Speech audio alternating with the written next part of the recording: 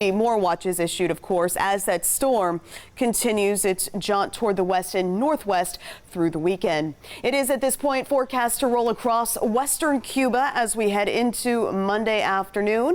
Thereafter, further intensify over warm Gulf waters and then work its way into the eastern Gulf of Mexico. Now, we are at day 5. Yes, this might look a little ominous, but let's remember the forecast can and will shift. As a matter of fact, since the 11 a.m. update, we've already seen a slight shift and a good one.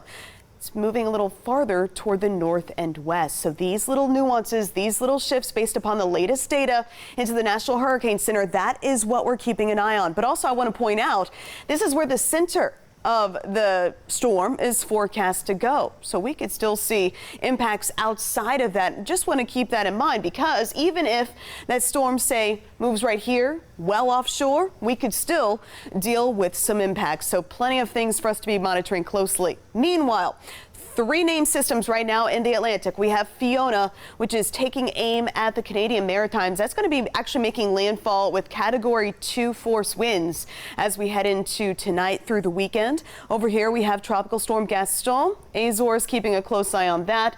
Over here at 5 o'clock, actually, we had Tropical Storm Hermine officially named. That's just off the coast of Africa, however, not a concern of ours. And over here in the central Atlantic, still 30% probability of further formation on this little wave of energy.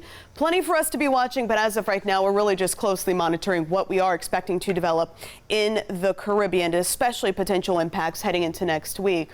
One thing of interest, as Fiona pulls away, we're actually seeing some drier air build in here across southwest Florida. That's why your rain probabilities today have been on the lower side, but we will see a couple of showers work their way into southwest Florida later on this evening, especially after sunset. So let's take a closer look at that timeline. Around 6:30, we'll start to see some of those showers work their way into our northernmost communities, DeSoto, Charlotte, heading into Glades, and then kind of drifting toward the south as we push into the rest of the evening. Heading into your Saturday, your weekend's going to be starting off with lots of sunshine, really a beautiful start to the day. Heading into the afternoon, keep your eye to the sky for isolated showers and storms. Boaters tomorrow, we can expect northerly winds 10 to 15 knots, Gulf seas around 2 feet or so.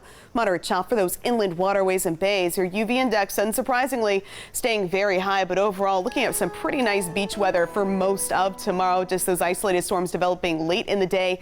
Likewise for your Sunday, best chance for those scattered storms will be developing mainly after 2 p.m. And then, of course, heading into next week, we'll be closely monitoring potential impacts from that tropical system.